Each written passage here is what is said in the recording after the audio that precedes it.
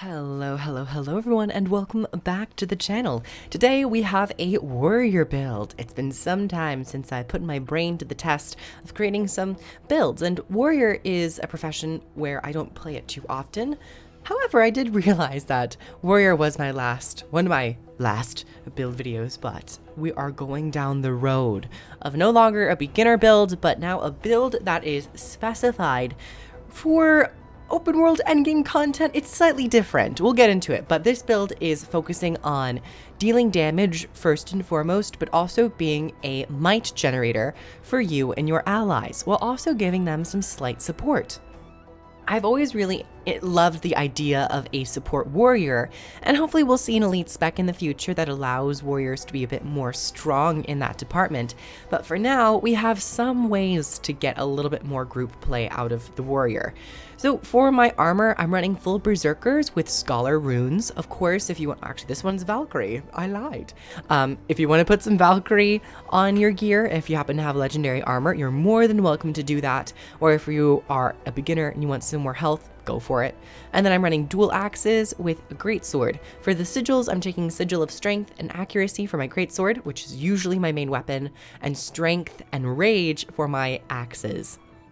For the accessories, I'm actually running some Harrier because I am bolstering this with some healing power and concentration, not only for myself, but for allies with the traits that I take. If I had a full loadout of legendary accessories and rings, I would probably do mostly Harrier, but then maybe sprinkle in a little bit of Valkyrie here and there. Next, let's go over the actual build. So this build focuses in on strength, tactics, and Berserker. Let's first talk about strength. I'm deciding to take restorative strength. Using a heal skill grants might. This is very important.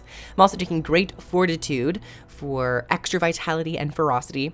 And finally, might makes right. Gain health and endurance whenever you apply might to yourself. This build does help yourself out quite a bit with a lot of healing and endurance regeneration, but there's a lot of might floating around on this build, so I thought that this would be fun to try out. Of course, if you just want more damage, Berserker's power is always the go-to.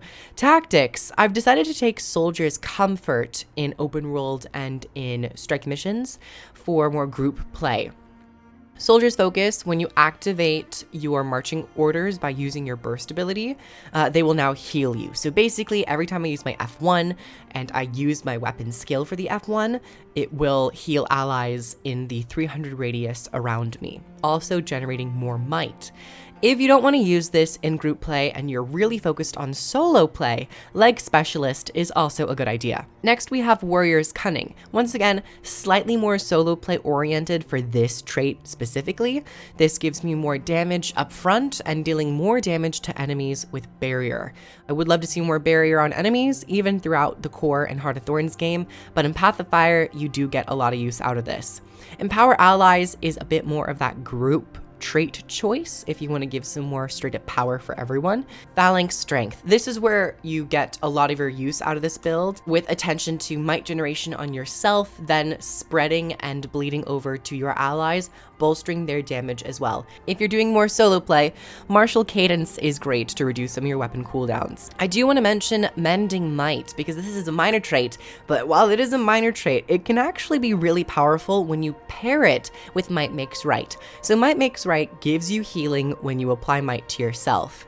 Mending Might gives you extra healing when you apply might to allies. So while you're applying your might to yourself, because we're taking Phalanx Strength, we can see continuous use out of Mending Might to gain consistent healing over time. So long as you're playing and using your abilities, you should be able to sustain yourself quite comfortably. Next, we have Berserker. So Berserker is the one line where I wanted to go full damage, because these two, strength and tactics, are kind of paired together to be a little bit more group oriented while still having the opportunity to give extra damage to the warrior. But Berserker, I went full top line. Smash Brawler, increase the duration of Berserk mode. Blood Reaction, I've increased my ferocity to precision. Ferocity based on your precision is increased by 14% when you are actually in Berserk mode, so it's even more powerful. And Bloody Roar, deal increased damage when you are in Berserk mode. So let's come down here and help out in this group scenario. Where's the frog? Oh, the frog's over here. Great. I was really wondering where they were. As for my utility skills, I'm gonna break out of that stun. I'm taking Bloody Roar, which is a pretty quick healing skill, because not only is it good for just extra damage to healing, and also a part of the Berserker, so it's rather in line with the overall aesthetics. It's also a good way to generate extra might, which is then spread to your allies, as we can see here. Extra might, gonna come into this, using that, extra healing. As you can see, I was pretty low health, which means I did have to kind of be careful and back off a little bit, but once you find that opportunity, you go back in, and as you are fighting, dealing damage using your healing ability gives you health, but also just gaining might on yourself and sharing it with Phalanx Strength gives you extra healing as well.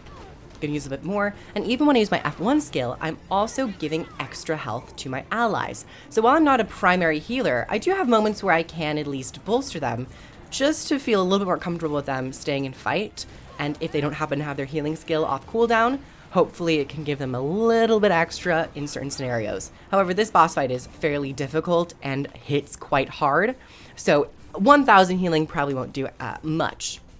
But as for my utility skills themselves, Blood Reckoning is a decent healing ability. I'm also taking Sundering Leap for a little bit of a gap closer. It also applies some decent conditions with vulnerability and cripple. If you don't want to take this, perhaps you could take Wild Blow if you want a little bit more fury uptime. Or if you want to gain a little bit more group utility, you could maybe take a Banner in certain group settings. I'm taking Frenzy as my stun break, but it also grants me quickness, which is pretty important. And also Might. Might, you pop this, you gain a lot of healing baseline from your Grandmaster trait, but if allies are in the area with Phalanx Strength, you're getting even more healing from this. For Great Justice is your area of effect Fury and Might generator as well, on a count of 2 with a recharge of 25 seconds. Because I am focused on group scenarios, Battle Standard is the perfect skill to take. But if you don't want to do that, maybe you could do Signet of Rage if you really want to. Signet of Rage is not the most interesting elite skill, but if you want more consistent adrenaline generation, it's pretty good. Let us fight this Modrum Commander. Let's see how this fares in a more solo-based instance, where you're not relying on allies to also help you with healing and survivability and aggro management. Let's get rid of these ads first, because we don't want these here. I actually want to pop my banner down, because even for me, I get use out of those boons. I'm gonna use Blood Reckoning.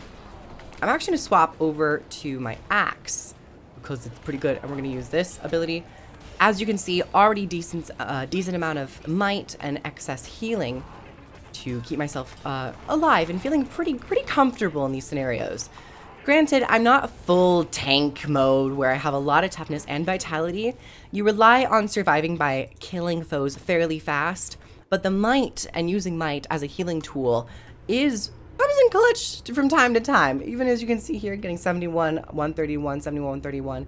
If that stacks up more and more, you can feel pretty confident in certain fights and certain encounters.